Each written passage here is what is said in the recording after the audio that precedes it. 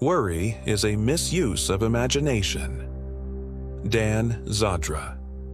Imagine lying awake rehearsing disasters like a script you hope will save you. You plan comebacks to conversations that have not happened.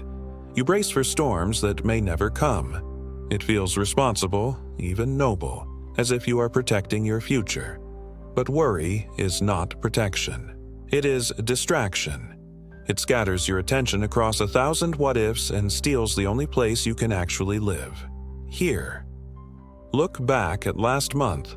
Half the things you feared never arrived. The few that did were handled not because you worried, but because you showed up when it mattered. Preparation helps.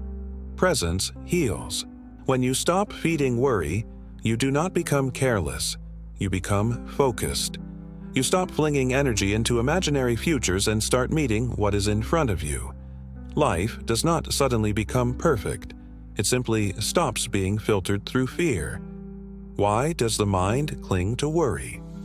Your nervous system loves certainty. When life feels unclear, the mind tries to feel useful by predicting trouble. It is an illusion of control. Worry gives you the sensation of doing something while keeping you frozen in thought. Meanwhile, life unfolds without you. Opportunities pass. Moments of connection drift by. Not because they were missing, but because fear covered them like fog. The shift begins with a different question. Instead of asking, "What if everything goes wrong?" ask, "What if I will be okay even if it does?" Confidence is not born from avoiding chaos. It grows by moving through discomfort, one grounded breath at a time. When you stop feeding the spiral, you stop trying to predict the path. You respond instead of panic. You act from peace instead of fear. Conversations feel lighter. Decisions feel cleaner. Even mistakes do not hit as hard because you are no longer reading them as proof that everything is falling apart. You read them as information and adjust. Here is a truth many people miss. A noisy mind is not a strong mind. It is a mind trained to survive, not to live. We have normalized anxiety as ambition and restlessness as productivity. Overthinking rarely produces wisdom. It usually repeats old fear with new costumes. Worry turns small things into monsters. A delayed reply becomes rejection. A quiet afternoon becomes failure. The cure is not more control. It is cleaner attention. Try this 6-step practice whenever you feel the spiral begin. 1. Breathe to signal safety. Inhale through the nose for a slow count of 4. Exhale for 6. Repeat 3 times. Your body believes your breath more than your thoughts. 2. Name the story. In one sentence, separate fact from fear. Say, "The fact is my friend has not replied." The story is they are upset with me. Naming breaks the spell. 3. Narrow the now. Ask, "What is the next kind step I can take in the next 10 minutes?" Send the email. Step outside for light. Drink water. Action anchors you in reality. 4. Allow the unresolved. Sit for 1 minute without reaching for closure. Notice the urge to fix and let it pass like a wave. Peace grows when you stop demanding immediate answers. 5. Protect attention. Reduce the tiny habits that feed rumination. Put the phone down during meals. Close extra tabs. Keep the first and last 10 minutes of your day screen-free. Your focus is sacred. Treat it that way.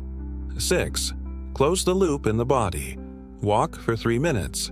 Stretch your jaw and shoulders. Rinse your wrists with cool water. The body completes what the mind cannot. This is the climax. Real peace does not come from controlling life. It comes from unhooking your emotional state from it. You breathe, you notice. You act on what is in front of you, and you let the rest be. You do not become passive.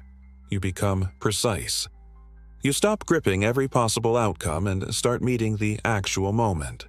There is a quiet superpower most people never practice. Allowing things to remain unfinished without spiraling. Waiting without panic. Acting without a guarantee. The mind will insist that peace only comes after everything is solved. Do not believe it. If you hold your breath until life is perfect, you will never exhale. Choose calm first. From calm, choose the next step.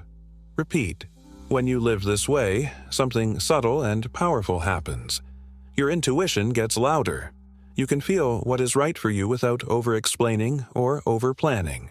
You make moves that align with your values instead of your fears. You stop chasing timelines and start trusting timing. The world around you may not slow down, but you will. And in that stillness, you become steady. People notice. You speak less, but with more weight. You move slower, but with more precision. You stop trying to control every detail because your presence itself carries strength. Most of what makes your days feel heavy is not yours to carry. It is the stories, assumptions, rehearsed disasters, and invisible standards. Let them go. You do not need to forecast every outcome before you can rest. You need to notice when the mind pulls you into fear and choose not to follow. That choice, repeated, becomes a habit. That habit becomes a life. Imagine catching yourself mid-spiral tonight. You pause, breathe, name the story, and return to the next step you can actually take. You feel your feet. Your chest loosens. The moment opens. Nothing outside has changed, and yet everything feels different. That is the shift. You stopped rehearsing disaster and started inhabiting your life. If this met you at the right time, share which step you will practice today and what changes you notice this week. Subscribe for more grounded guidance as we walk this path together.